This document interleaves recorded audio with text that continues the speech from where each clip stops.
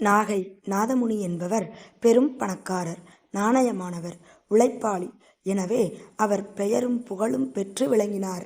யார் கண்பட்டதோ ஒருமுறை பெருங்கஷ்டத்தில் மாட்டிக்கொண்டார். என்ன காரணமோ அவர் தொடங்கிய தொழில்கள் எல்லாம் நஷ்டத்தில் போயின.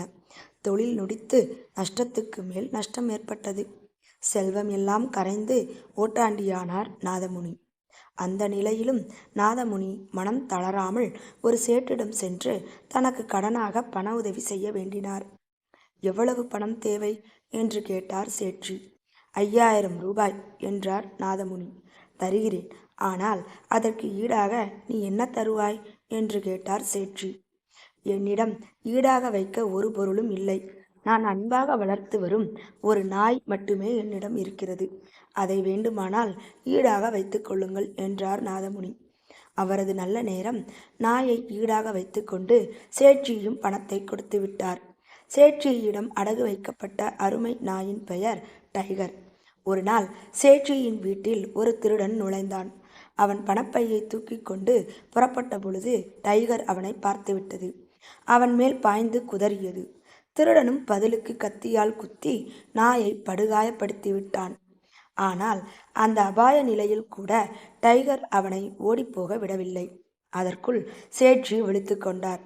திருடனை கையும் களவுமாக பிடித்து விட்டார். சேட்சி டைகருக்கு நன்றி பாராட்டி தன் கையாலேயே மருந்திட்டு கட்டுப்போட்டு குணப்படுத்தினார். சேட்சிக்கு உடனே நாதமுனியின் நினைவு வந்தது. அவன் 5000 ரூபாய்க்கு ஈடாக தன் அருமை நாயை வைத்துவிட்டு போனதால் தானே நம் பணம் கொள்ளை போவதிலிருந்து தப்பியது.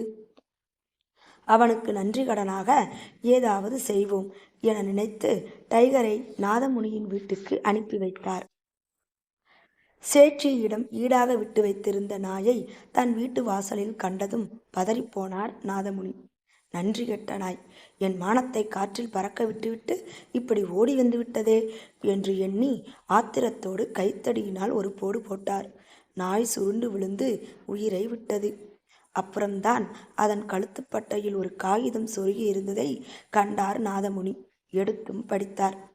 டைகர் என் செல்வத்தை கொள்ளை போவதிலிருந்து காப்பாற்றியது. அதன் எஜமானன் விசுவாசத்தை பாராட்டுகிறேன்.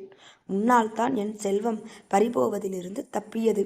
எனவே எனது நன்றி கடனாக டைகரை விடுவித்து உன்னையும் கடனிலிருந்து விடுவிக்கிறேன் என்று சேட்ஜி எழுதியிருந்தார். அவசரப்பட்டு விட்டேனே என்று தேம்பி தேம்பி அழுதார் நாதமுனி.